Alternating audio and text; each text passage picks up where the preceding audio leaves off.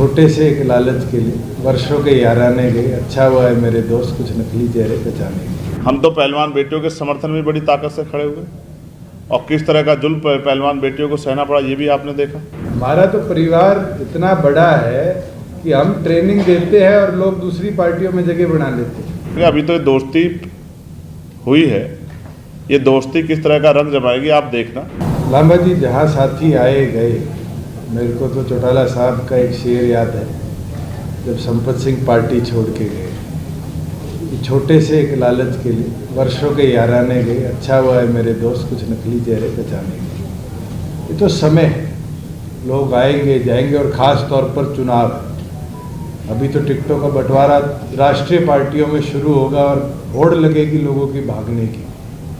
और चुनाव के अंदर तो हमने लोकसभा में देखा है, विजेंद्र सिंह सुबह पटका छोड़कर बीजेपी का और कांग्रेस में गए और उनकी टिकट कट गई और राहुल कसवा को टिकट मिल गई। रवनीत बिट्टू कांग्रेस छोड़कर बीजेपी में गए, उनको टिकट मिली। कौन आएगा जाएगा मुझे नहीं लगता पार्टियों को इससे फर्क। जहाँ अलायंस की बात है, हमारा विजन क्लियर है कि किसान कमेरे की हम लड़ाई लड़ेंगे और किसान कमेरे के अंदर चाहे वो हमारे एससी साथी हो, इनका कैसे उत्थान। मैं एक चीज़ आज आपके बीच में ज़रूर कह सकता हूँ, जब मेरी प्राथमिक चौर की चर्चा चंद्रशेखर जी से हुई, हमारा एक लक्ष्य था कि हम गरीब को केवल मात्र इस झांसे में नहीं कि तुम्हारा मकान बना देंगे और मकान के अंदर उसको ज़मीन की व्यवस्था नहीं दे पाते। अधिकतम आज गरीब साथी किसी जाति से आते हैं वो मकान नहीं देते। इस पे योजना लेके आएंगे और जो वादा हम करेंगे, ज़्यादा वादे करने की हमारा लक्ष्य भी नहीं, पर जो वादा करेंगे उस वादे के अंदर दोनों पार्टियां गंभीरता के साथ मैदान में उतरेगी और उसको पूरा करने का लक्ष्य है। सेम कॉम्बिनेशन है नेहरू और बीएसपी का, ऑलरेडी गठबंधन हो चुका है यहाँ। इनका तो पहले 3 बार होकर टूट लिया। आपने सर्कल की बात करी है तो क्या ये तय है आप दो ही होंगे या किसी और से नजर करता है, क्योंकि आम आदमी पार्टी के बीच में आप कह रहे हैं आप लोग शुरू कर देते हो। हमने तो कभी औपचारिक तौर पर नहीं कहा। आपने सवाल मेरे मुंह में डाला था कि क्या उनके साथ हो सकता है। मैंने कहा वो अभी इंडिया अलायंस का मेंबर है, वो छोड़ेंगे तब चर्चा का।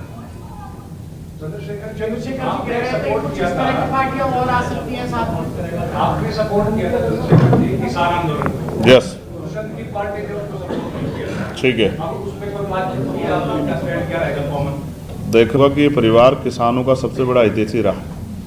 रही बात, मैं आज भी किसानों के समर्थन में खड़ा हूँ और हमेशा किसान कमेरे के समर्थन में खड़ा रहा।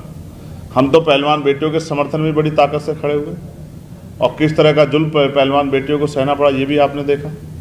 तो मैं फिर आपसे कह रहा हूँ, अब ये आपके सामने हैं और जहाँ तक मैं समझता हूँ इन्होंने विरोध भी नहीं किया। चुनाव अब आया है, लेकिन उससे पहले भी कई बार मैंने महसूस किया कि, और मैंने उनको सुना भी, उन्होंने कहा कि मैं पुरानी गलतियाँ अब दोहराने के मूड में नहीं। अच्छा, गलती मानते हैं? मैं क्या कह रहा हूँ, पुरानी गलतियाँ कि जो पुराने रूप से राजनीतिक जो भी कुछ हुआ होगा उसको दोहराने के मूड में नहीं।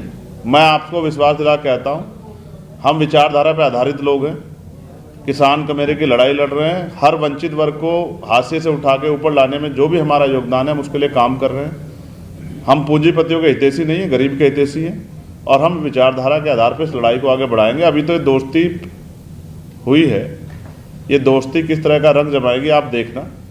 हमारे लोगों को, कुणाल भाई, हमारे लोगों को हमारे ऊपर भरोसा है, उस भरोसे को हम बना के रखेंगे और ये ताकत जो है आप देखना नया निर्माण करेगी। नए हरियाणा का निर्माण जो सपनून महान पुरुषों के सपने का होगा और राष्ट्र निर्माण में भी योगदान देगी। और मैं स्पष्ट कर दूं, पुरानी गलतियों से मेरा आग्रह ये है, मैंने उनको सुना भी, स्पष्ट भी कर देंगे कि हम किसी भी कीमत पे वो पार्टी जिसने लंबे समय से नुकसान पहुंचाया किसानों को, उसको किसी भी कीमत पे फ़ायदा नहीं होने देंगे। तो क्या ये तय माना कि आप चौधरी देवीलाल की बात करते हैं तो उनके तो दो लोग उनके परिवार से आते, आप भी आ रहे हैं, आयरनली भी आ रहा है, तो ये तो परिवार में ही बंटवारा भी है ना। नहीं, 4 हैं, कांग्रेस में भी है, बीजेपी में भी है।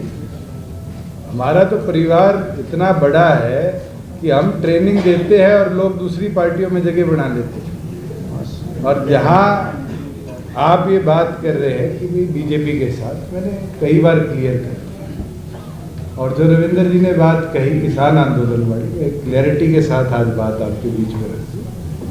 आपने मेरी कोई स्टेटमेंट नहीं सुनी होगी कि 3 कृषि कानून अच्छे थे, बल्कि एक चीज उस दौरान भी मैंने कही थी कि किसी दिन भी एमएसपी पर आंच आएगी मैं सरकार छोड़ दूँ। और हमने बड़े मजबूती के साथ हरियाणा प्रदेश में 14 फसलों पर एमएसपी की व्यवस्था बनाई कि 2 दिन के अंदर किसान के खाते में पेमेंट पहुंचे, उसकी फसल का नुकसान का मुआवजा 30 दिन में उसके खाते में पहुंचे।